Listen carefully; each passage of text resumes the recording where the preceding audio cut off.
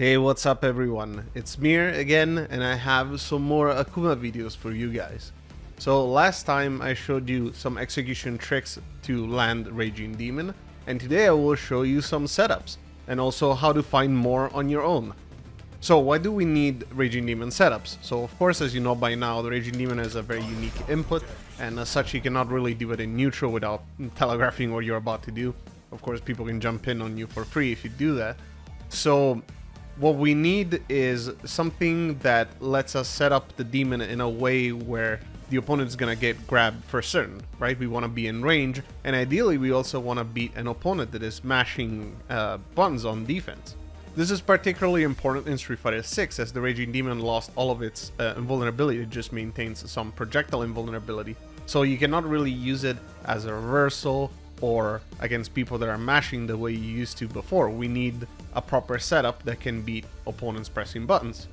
The most important ones are going to be the ones I like to call the true setups that will beat basically every option. The only thing that the opponent can do to get out of the demon will be to jump out or do something invulnerable like an ODDP, in which case you won't be able to beat it with a demon. Like I said, it's not invulnerable anymore. And then there's gonna be others that are a little bit more loose, you know, they're not quite as frame tight, but they're still very practical, because at the end of the day, the way we're trying to use the Raging Demon is that we're using it like it's a 7-frame command throw, basically, that people cannot jump out after the flash. It's a very damaging command throw with limited range, but that's fundamentally what it's for. It's to defeat a blocking opponent. Now, the first and most obvious setup is Akuma's standing heavy kick on block. Now, this one is pretty interesting because it's +3 on block, and it also moves Akuma forward. So even if you do it from fairly far away, you see how we get moved into the range of our throw. And that means Raging Demon as well, as they have comparable range on the first frame. So if I set Chun-Li to do a jab on defense, I can show you how the Raging Demon actually beats this option, and Chun-Li will get grabbed.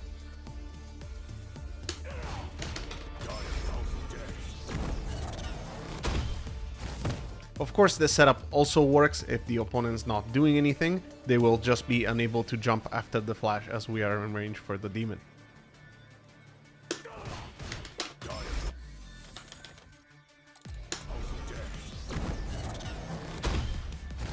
The thing that's very neat about the setup is that the standing heavy kick on hit actually combos into the Raging Demon, as you can see right here. So it's quite the setup, really. The biggest and most glaring weakness of the setup, unfortunately, is that even though the first hit of the standing heavy kick does pick up crouching opponents, and it does force stand, if the opponent is blocking, the second hit completely whiffs, and it turns a +3 situations into -13, which is pretty bad for Akuma.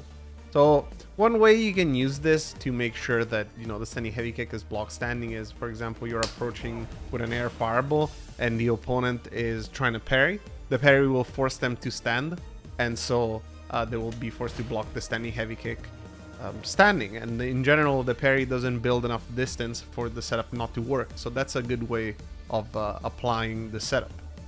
The next one is from a drive rush crouching light punch or a drive rush standing light punch. As you can see, we're +3 again.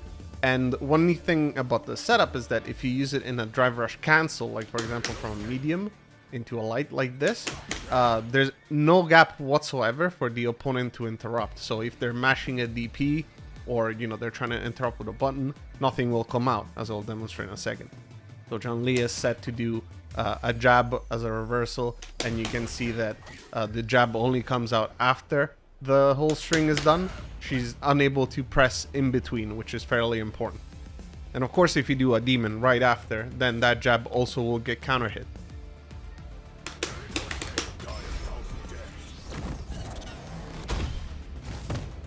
Another useful reset tool is Akuma's Corsical Back Heavy Punch.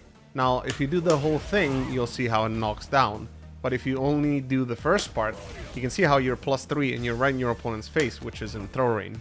And you can actually go into Corsical Back Heavy Punch from a bunch of different things, mostly your heavies, especially standing heavy punch that you can use for with punishment or even confirm on hit. And then you can go for a reset here, and just like before, the opponent won't be able to jab out. Not that they would try, as you're plus in their face, of course. As you can see, Chun-Li is set to do a jab even on hit. and the demon will counter hit her. So why is it that it works? Well, as you might have noticed, all these setups shared one thing about them, which is the fact that they are +3, either on hit or block, and that is the perfect number that we are trying to achieve.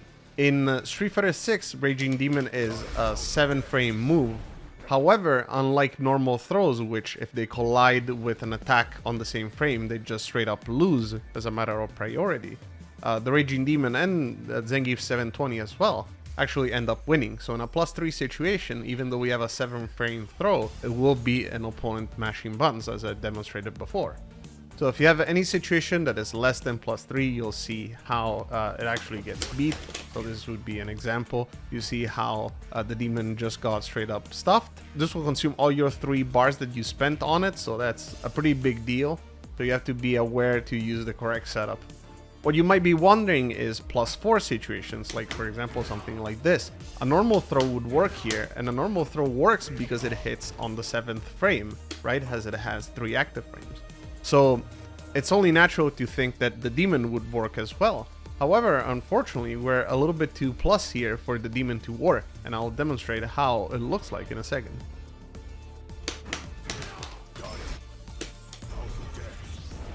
As you can see, Chun-Li was able to jump out of the demon, even though I was obviously at plus frames. So what happened there? Well, what happened is that in Street Fighter 6, whenever an opponent blocks something or is hit by something, they gain 2 frames of throw invulnerability on top of the fact that you cannot get thrown in block stun. So what happens is that in the Street Fighter 6 engine, the Raging Demon actually checks whether or not you're grabbed 1 frame before it hits, so on the 6th frame.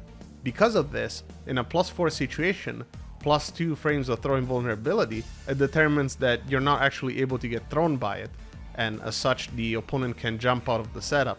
It's just a quirk of the engine, but basically what that means is that you cannot use these sort of moves at +4, so we're stuck with a +3 situation for the best results. Now I'm gonna move on to some other setups that are a little bit less tight.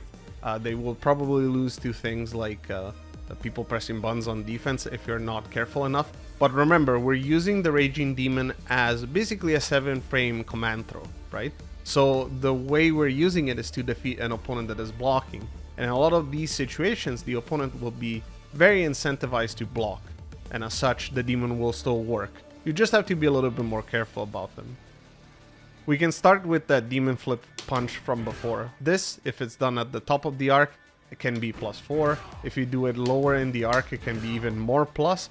And the way you can use this to land a demon is that you basically have to add a short delay after the move is complete, ideally by walking forward a little bit, and then finish inputting the Raging Demon motion, so that you get a delayed demon that will catch someone once their throw invulnerability is done.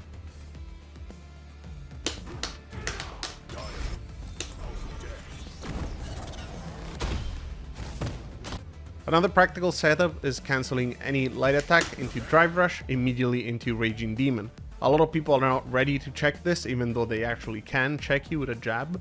But if you input this very fast, you can do stuff like Standing Light Kick, Drive Rush into Raging Demon, and it will catch a lot of people off guard trying to block, and of course they cannot jump after the flash, so this is quite a nice setup.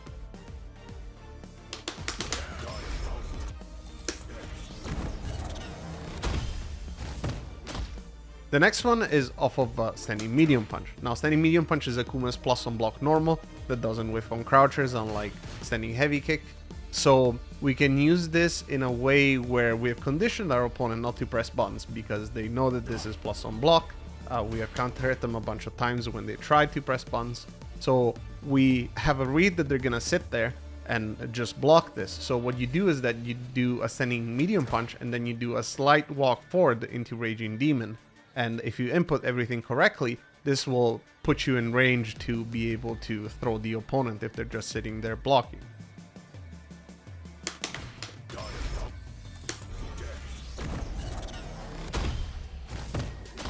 Another very common demon setup is off of a jumping button. So you can do Jumping Light Punch, for example, or Jumping Medium Kick, or Jumping Heavy Punch. And because you're in the air, you have all the time to buffer Raging Demon input and then perform it as you land. The easiest one to do is the jumping light punch one, because you can do the demon immediately as you land and your opponent won't be able to jump if they haven't done that predictably. But the issue with this is that people can kind of like sniff it out. If they see a jumping light punch coming, they might react in time and hold up. So that's something to keep in mind. Doing enough of a jumping medium kick or a jumping heavy punch is a little bit harder because you have to do a slight delay.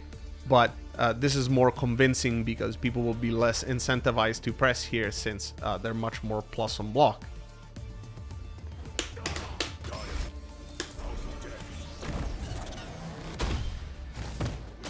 Now, the hardest setup that I'm going to teach you today is to do raw drive rush into Raging Demon. And the reason why this is kind of tough is that I think it requires a special input to do consistently unless you're very fast on your fingers. And I'll show you what I mean by this.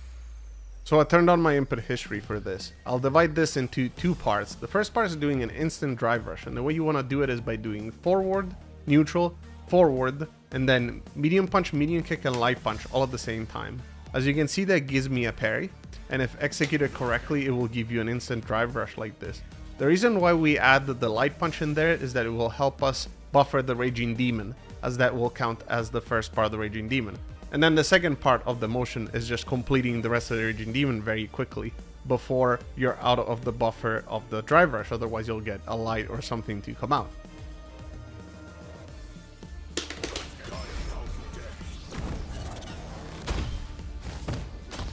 Now this is quite a challenging input and it will be difficult to do it consistently.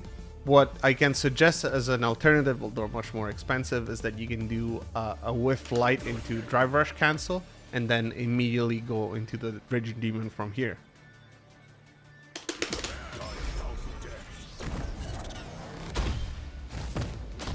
The entire point of using this, of course, is to close the gap in an unexpected way, and if the opponent's not ready to check you, of course the Raging Demon will grab them. You have to be mindful because you can get stuffed out of the drive rush itself and the Raging Demon because it's not invulnerable, so if the opponent is pressing a lot of pokes or throwing a lot of fireballs, this might not be worth it. But it could be useful sometime, so I would definitely consider practicing it at least every once in a while. Now let's move on to the last category of setups that I have for you today, and this is doing Raging Demon on Oki, or your opponent's wake up. Now this is a little bit more convenient than doing it on hit or block. As we've seen before, the perfect setup was to be +3 in those situations. However, when you are dealing with an opponent on the ground, they only wake up with 1 frame of throwing vulnerability as opposed to 2 that you get when you get hit or block something. So this lets us do the setups at +3 or +4, which actually opens up a lot of opportunities. So the first setup I'm going to show, it's off of a very common knockdown, which is the light tatsu into sweep, into double dash, and you'll see we're at +4 in their face. This is particularly convenient because this is also your safe jump setup that you can use as Akuma, so it's definitely a combo route that you will want to go into very often. And of course, even if the opponent is back rising, you'll see how this setup will put me right in their face nonetheless. So this is perfect to land the Raging Demon, as we won't have to worry about the range.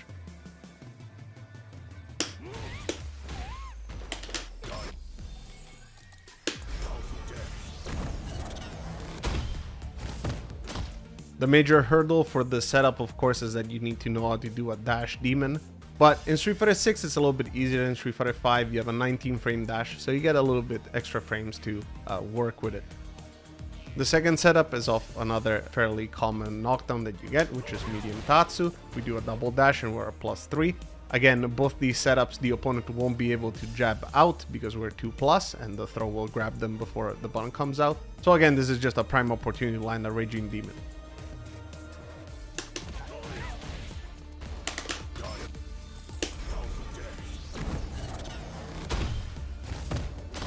Of course, to reiterate, if the opponent is jumping on wake up predictively or doing something like, I don't know, DDP or an invincible super, these setups are not going to work. The demon is not invulnerable, so you'll just get beat. The next one is off of a crouching heavy kick, your sweep, when you land it as a punish counter. And you can actually do this as a whiff punish, and even from pretty far away, the sweep moves Akuma forward. And then what you want to do is whiff a standing heavy kick and you'll be +4 in your opponent's face. Again, perfect setup for a demon.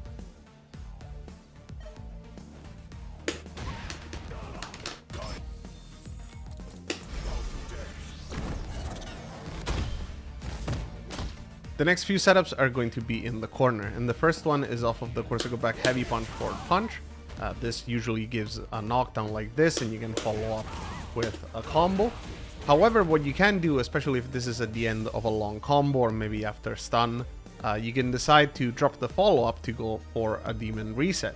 So what you want to do is you want to land the Corsica back heavy punch into for the heavy punch, and instead of doing a follow-up, you're going to whiff standing heavy kick, and you'll see that we are +4 in their face again, which is perfect, and you just try and land the demon there.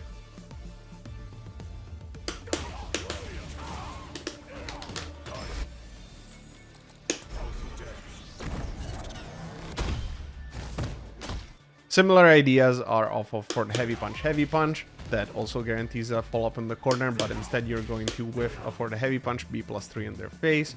You can also do it off of for the heavy punch, heavy kick, which is the entire target combo, then with standing heavy punch instead, and you're +4 in their face. These are all very similar setups. A demon in the corner is much easier to land because your opponent doesn't have any way to recover away from you, so you'll notice you have many more setups. Of course, if you think that your opponent is going to jump out, you can just go for a meaty and keep them on the ground, or even jump into the air and meet them with an air attack into maybe an air super or air special, whatever you decide. So the last setup for today is off of light Tatsu into heavy DP. What you want to do here is whiff standing medium kick, so it will look something like this. +3 in their face again, and then you try and land your demon.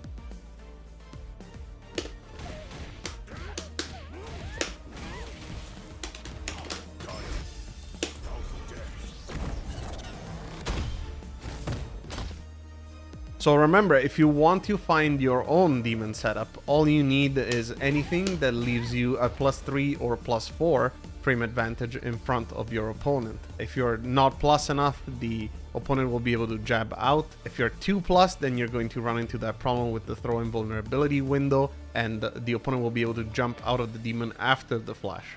So as long as you keep it +3 or +4 and you're close to them, it will be just fine. And you can experiment in the corner or mid-screen with a bunch of different setups and frame kills to see what you prefer to come up with.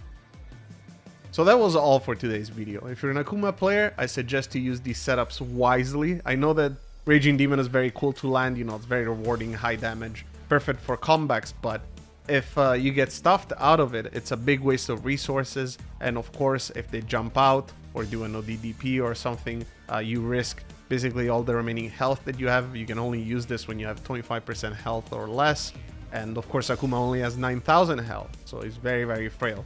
So sometimes it's best to exercise a little bit of caution when trying to implement these setups. And of course, if you are not an Akuma player and you got to the end of the video, well, first of all, congratulations, but secondly, now you have some knowledge that you can use against all these crazy Akumas that you find online, and some common setups that you might want to watch out for so that you don't get Raging Demon and potentially lose the match. If you like this sort of content, of course, don't forget to subscribe to our channel for more. And also, if you have any questions about what I've said in this video, please leave a comment in the comment section below. I'll try to answer them all if I can. Having said all of this, I'll see you next time. Bye bye.